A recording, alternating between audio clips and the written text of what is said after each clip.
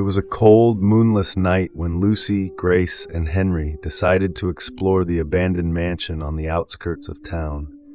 The mansion had stood there for over a century, its crumbling facade and overgrown gardens a testament to its long-forgotten grandeur. The locals whispered about the place, warning of curses, disappearances, and strange lights flickering in the windows at night. But to the three friends, it was just another adventure, a way to break the monotony of their small-town lives. Lucy, the boldest of the trio, had always been fascinated by the macabre.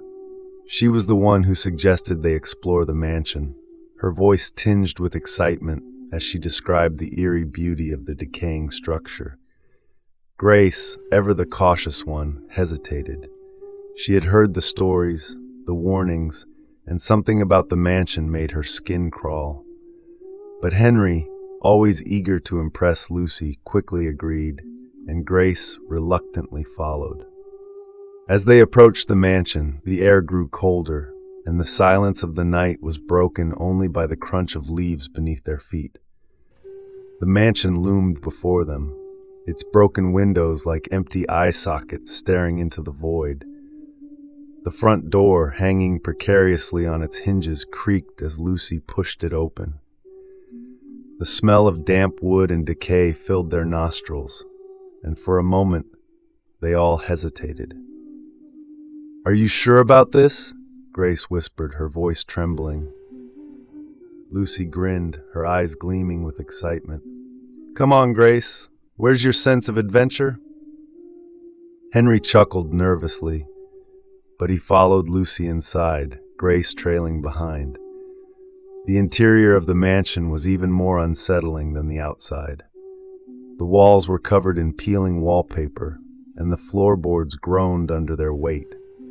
The air was thick with dust, and the faint scent of something metallic lingered in the air.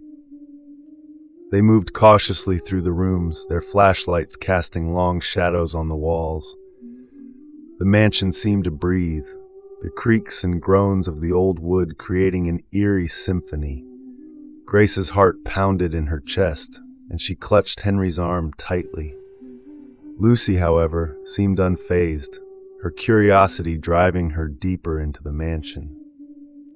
As they reached the second floor, they heard it, a low, guttural chanting coming from somewhere deep within the house. The sound was faint, but it sent a chill down their spines. Lucy's eyes widened with excitement, and she motioned for them to follow. Grace shook her head, her fear palpable, but Henry nodded, his curiosity piqued. They followed the sound, their footsteps muffled by the thick carpet. The chanting grew louder, more intense, and they could feel the vibrations in the air. It was coming from behind a heavy, ornate door at the end of the hallway. The door was slightly ajar, and a faint, flickering light spilled out from the crack. Lucy reached for the door, but Grace grabbed her arm. "Lucy, don't! This is a bad idea." Lucy shook her off, her determination unwavering. "We've come this far, we can't turn back now." She pushed the door open, and what they saw inside would haunt them for the rest of their lives. The room was large, with high ceilings and walls adorned with strange arcane symbols. In the center of the room stood a circle of hooded figures, their faces obscured by shadows. They were chanting in a language that none of the friends could understand, their voices rising and falling in a hypnotic rhythm. In the center of the circle was an altar, and on it lay a young woman, her body pale and lifeless. The friends froze, their breath caught in their throats. The air was thick with the scent of incense and something else, something metallic and sickly sweet. The hooded figures turned towards the door, their chanting faltering as they noticed the intruders. For a moment, time seemed to stand still, then chaos erupted. The hooded figures moved with unnatural speed, their robes billowing as they lunged towards the door. Lucy screamed, and the three friends turned and ran, their hearts pounding in their chests. The mansion seemed to come alive around them, the walls closing in, the floorboards twisting and warping beneath their feet. They ran blindly, their flashlights casting frantic beams of light as they tried to find their way back to the entrance. The chanting grew louder, more frenzied, and they could hear the footsteps of their pursuers close behind. Grace stumbled, her ankle twisting painfully, but Henry grabbed her arm and pulled her to her feet. "We have to keep moving," he shouted, his voice filled with panic. Lucy was ahead of them, her flashlight beam bouncing wildly as she ran. But as they reached the staircase, she stopped, her eyes wide with terror. The hooded figures were already there, blocking their path. They turned and ran in the opposite direction, their breaths coming in ragged gasps. They found themselves in a narrow hallway, the walls lined with doors. Lucy grabbed the handle of the nearest door and yanked it open, revealing a small, dusty room. They piled inside, slamming the door shut behind them. The room was dark, the only light coming from their flashlights. They could hear the hooded figures outside, their footsteps echoing in the hallway.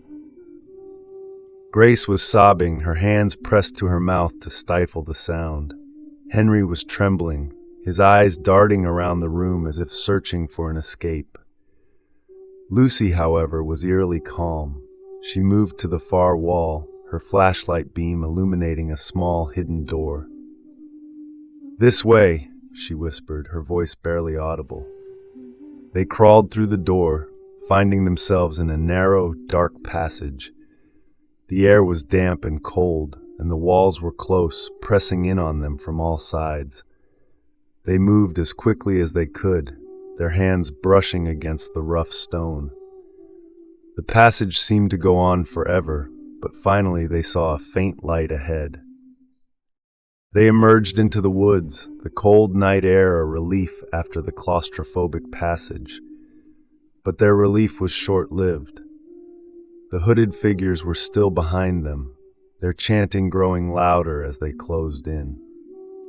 The friends ran through the woods, their feet slipping on the wet leaves. The trees seemed to twist and turn, the path ahead unclear. Grace stumbled again, and this time she couldn't get up. Henry turned back to help her, but Lucy grabbed his arm. "We have to leave her," Lucy hissed, her eyes wild with fear. Henry hesitated, torn between his loyalty to Grace and his own survival. But before he could make a decision, the hooded figures were upon them. Grace screamed as they dragged her away, her cries echoing through the woods. Henry and Lucy ran, their hearts pounding in their chests. They could hear Grace's screams growing fainter, and the guilt was almost too much to bear. But they couldn't stop, couldn't look back. They had to survive. Finally, they reached the edge of the woods, the lights of the town visible in the distance. They collapsed on the ground, their bodies trembling with exhaustion and fear.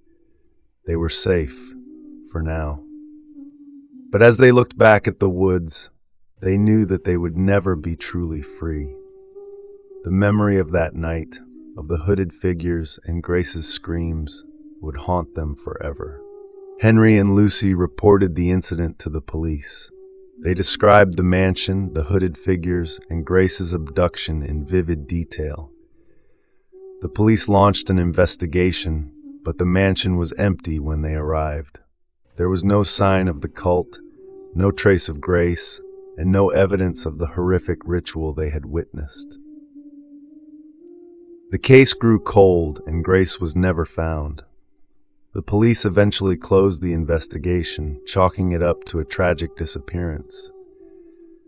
But Henry and Lucy knew the truth. They knew that Grace had been taken by the cult and that she was likely dead, or worse. Years passed, and life moved on. Henry and Lucy drifted apart, the trauma of that night driving a wedge between them. Lucy became increasingly withdrawn, her once bold spirit crushed by the weight of what they had seen. She rarely spoke of that night, but when she did, her voice was filled with a deep, unshakable fear. Then one night, Henry was browsing the dark web, as he often did. He had developed a morbid fascination with the darker corners of the internet, perhaps as a way to cope with the horrors he had witnessed. That night he stumbled upon a red room, a live-streamed event where unspeakable acts were performed for an audience of depraved individuals. At first, Henry couldn't believe what he was seeing. The stream was grainy, the audio distorted, but there was no mistaking the figure on the screen. It was Lucy. She was alive, but barely. Her face was pale and gaunt, her eyes hollow and lifeless. The hooded figures from the mansion surrounded her, their chants echoing through the stream as they performed unspeakable acts of cruelty. Henry's heart raced as he watched, his hands trembling as he tried to process what he was seeing. He quickly reported the stream to the authorities, providing them with all the information he could. But by the time the police traced the stream, it was gone. The red room had vanished, leaving no trace of Lucy or the cult. The police launched another investigation, but once again, they came up empty-handed. The cult was like a ghost, slipping through their fingers every time they got close. Lucy was never found, and the case was once again closed. Henry was left with nothing but the memory of that night and the haunting image of Lucy on the screen.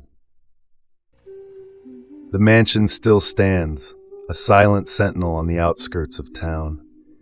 Its dark secrets remain hidden, its walls holding the echoes of the horrors that took place within, and those who dare to venture inside may never return. But for Henry, the real horror lies not in the mansion, but in the knowledge that the cult is still out there, watching, waiting, and hunting. And he knows that one day they will come for him. If this tale of terror left you on edge, make sure to subscribe and tap that bell so you never miss a journey into the unknown. But before you go, remember, some doors are better left unopened, and some secrets are better left buried. The world is darker than you think, and not everything that hides in the shadows is meant to be found. Until next time, sleep with one eye open, because the night is never as empty as it seems.